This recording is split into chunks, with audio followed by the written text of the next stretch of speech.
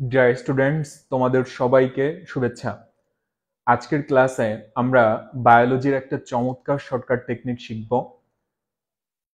খেয়াল করো, এখানে হৃদচক্রের ধাপগুলা সময় সহ দেওয়া আছে।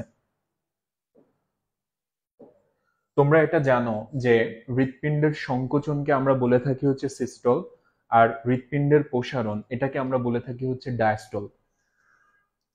তো আরো এটা জানো যে আমাদের হৃৎপিণ্ডে 4টা প্রকোষ্ঠ আছে, 2টা অ্যাট্রিয়াম আর হচ্ছে 2টা ভেন্ট্রিকল। তো অ্যাট্রিয়াম গুলাকে আমরা অলিন্দও বলে থাকি, আবার ভেন্ট্রিকলকে নিলয়ও বলে থাকি। তো দেখো, সময়টা যদি একটু খেয়াল করো, যে অ্যাট্রিয়ামের ডায়াস্টল এটার সময়কাল হচ্ছে 0.7 সেকেন্ড, আর অ্যাট্রিয়ামের সিস্টল এটা হচ্ছে 0.1 সেকেন্ড। তাহলে এই 0.7 আর 0.1 এই দুইটা যোগ করলে কত হয়? 0.8 সেকেন্ড, যেটাকে আমরা বলি হচ্ছে হৃদচক্রের সময়কাল।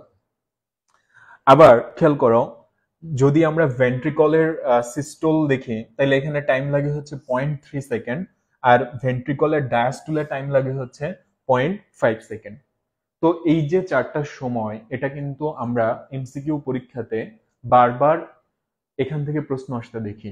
সেটা মেডিকেল ভর্তি পরীক্ষা হতে পারে, ভার্সিটি ভর্তি পরীক্ষা হতে পারে, বা হচ্ছে তোমাদের কলেজের পরীক্ষা বা বোর্ড পরীক্ষা। তো দেখো, এই সময়গুলা যেন তুমি কনফিউজ না হয়ে যাও, সেজন্য দেখো একটা ছন্দ দিয়ে আমরা এটা মনে রাখতে পারি। এবং কথাটা দেখো, এটা কিন্তু অনেক কঠিন কথা না।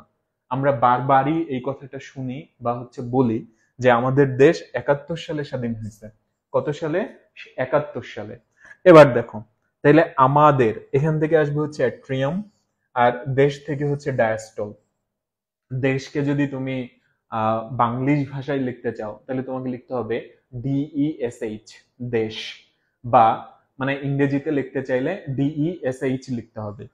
তো এখন বিষয়টা হচ্ছে, তাহলে অ্যাট্রিয়ামের ডায়াস্টল এটাতে কত সময় লাগবে? এই যে 0.7 সেকেন্ড। আর তাহলে অ্যাট্রিয়ামের ডায়াস্টলে যদি 0.7 লাগে, তাহলে নিশ্চয়ই অ্যাট্রিয়ামের সিস্টলে হচ্ছে 0.1 সেকেন্ড লাগবে। এবার দেখো, 7 আর 1 যোগ করলে 8 হয়, বা 0.7 আর 0.1 যোগ করলে 0.8 হয়। একইভাবে 0.5 আর 0.3 যোগ করলে কিন্তু 0.8 হয়। তাহলে কি বুঝতে হবে?